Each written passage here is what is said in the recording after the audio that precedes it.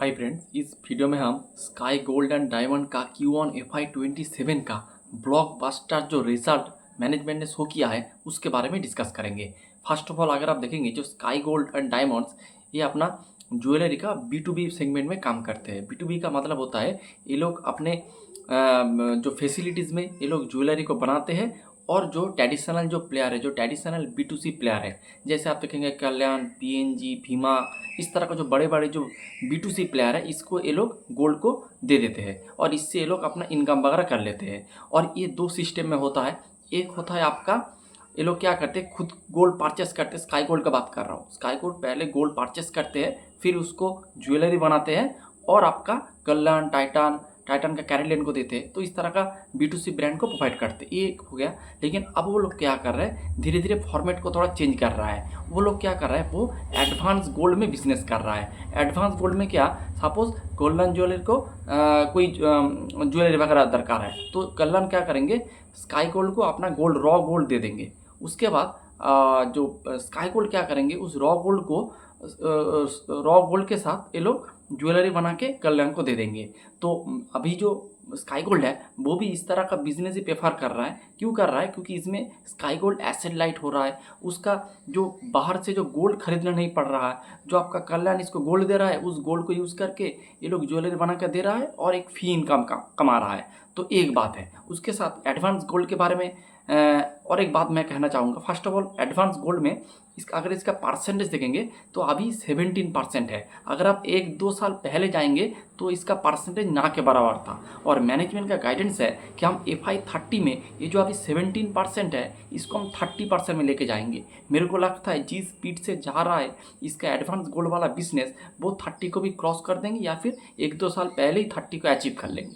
तो एक बात है। उसके साथ एडवांस गोल्ड बिजनेस में क्या होता है, आपका जो गोल्ड आते हैं, क्योंकि गोल्ड बाहर से लेके आते हैं, कल्याण गोल्ड दे रहा है स्काई गोल्ड को, तो ये जो गोल्ड होता है इस गोल्ड का जो पूरा भाव इसके रेवेन्यू में ऐड नहीं होता है। क्या ऐड होता है, सपोज कल्याण ने 1 kg का गोल्ड दिया स्काई गोल्ड को और ये लोग ज्वेलरी बना के कल्याण को दे दिया। इसके बदले में उसको 1 लाख का फी मिल गया है। तो उस जो फी होता है वो इसके टॉप लाइन यानी रेवेन्यू में ऐड होता है। तो इसीलिए पिछले कॉन कॉल में मैनेजमेंट ने बोला था कि हमारा जो ग्रोथ है, क्योंकि हम एडवांस में ज़्यादा से ज़्यादा फोकस कर रहे हैं, एडवांस का परसेंटेज बढ़ रहा है, तो हमारा जो टॉप लाइन है वो थोड़ा सब्ट्यूट हो सकता है, जो कि नहीं हुआ है। हो सकता है, लेकिन उसका जो बॉटम वाला पार्ट है, क्योंकि वो फी इनकम ऐड हो रहा है तो इसका बॉटम वाला पार्ट अच्छे से इंक्रीज होगा, मार्जिन भी इम्प्रूव होगा। तो एक बात है। तो ये चीज़ आपको देखना है। तो यही बात है, मोटा मोटी एक बहुत बढ़िया शिफ्टिंग चल रहा है एडवांस गोल्ड के थ्रू, जो मेरे हिसाब से एकदम सटीक काम है।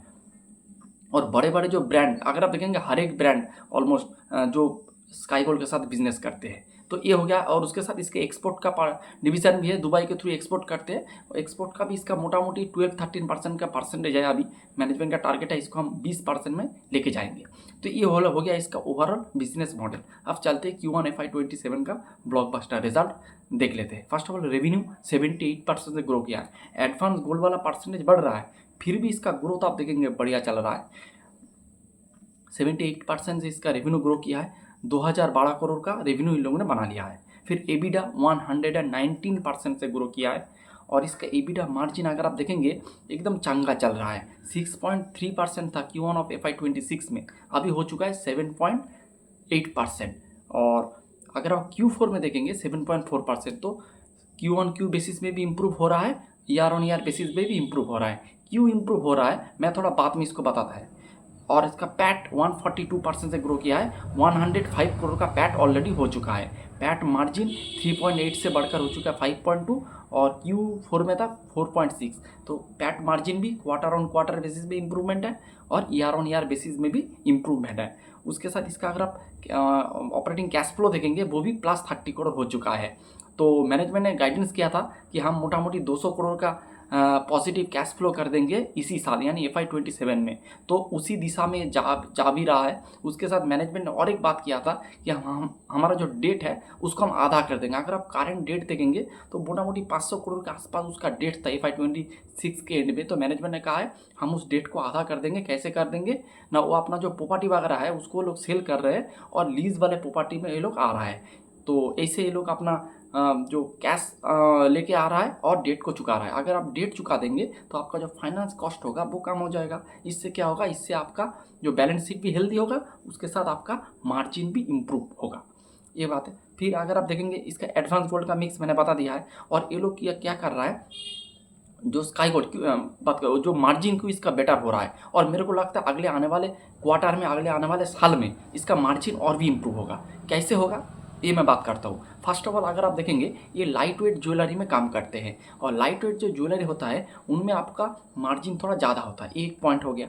फिर ये लोग स्टार्टेड ज्वेलरी में इसका अच्छा खासा फोकस है। ये स्टार्टेड ज्वेलरी में डिफरेंट टाइप्स ऑफ स्टोन भी यूज़ करके ज्वेलरी बनाते हैं। उसके साथ आपका लैब ग्रोन डायमंड का भी ज्वेलरी बना रहा है। और उसके साथ जो नेचुरल डायमंड का अगर आप देखेंगे, इसका अभी ये लोग स्टार्ट किया है, अभी इसका आप देखेंगे 2% है। अगले आने वाले सालों में इसका भी परसेंटेज बढ़ेगा। तो ये जो कैटेगरी है इसमें आपको हाई मार्जिन मिलता है। तो ये इसका जो मार्जिन है इसको इम्प्रूव करेगा। उसके साथ डेट रिड्यूस कर रहा है, ये भी मार्जिन को इम्प्रूव करेगा। एडवांस गोल्ड में काम कर रहा है, तो एडवांस गोल्ड में इसको खुद का इन्वेंट्री बढ़ाना नहीं पड़ता है, बाहर से रॉ गोल्ड खरीदना नहीं पड़ता है।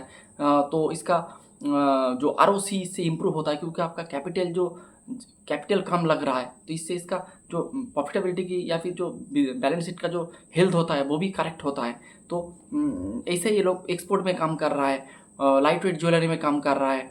उसके साथ एडवांस गोल्ड का मिक्स अगर 17% है, वो 13% जब जाएगा तो मार्जिन और भी इम्प्रूव होगा। तो बहुत सारे इसके पास लीवर है जिसके बेसिस पे इसका मार्जिन इम्प्रूव हो रहा है। उसके साथ और एक पॉइंट, तो मैनेजमेंट ने एक बंदे को हायर किया है टॉप लेवल पे, जो इसका जो आपका जो ज्वेलरी बनते हैं तो उसमें लॉस होता है। सपोज आप 1 kg का ज्वेलरी अगर बनाएंगे, उसमें आपको 2-4 ग्राम का लॉस हो जाते हैं, 0.5% का लॉस होता है। तो ये जो नया एक बंदे आए हैं वो क्या कर रहा है, वो लॉस को रिड्यूस कर रहा है। वो जो लॉस होता था, सपोज 1 kg गोल्ड में आपका 5 ग्राम का लॉस होता है, तो वो क्या कर रहा है, उस 5 ग्राम लॉस को 2 ग्राम में लेके आ रहा है। तो इससे भी मार्जिन इंप्रूव हो रहा है। तो बहुत सारे पैरामीटर, बहुत सारे लीवर इनके पास है जिसके वजह से इसका मार्जिन इंप्रूव हो रहा है। और मेरे हिसाब से इसका जो मार्जिन है वो अगले आने वाले क्वार्टर में, अगले आने वाले सालों में और भी इम्प्रूव होगा।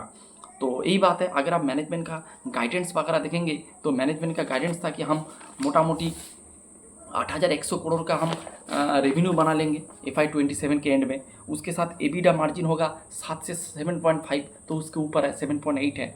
और पैट मार्जिन मैनेजमेंट का गाइडेंस था 4.5 से 4.7, अभी 5% के ऊपर है।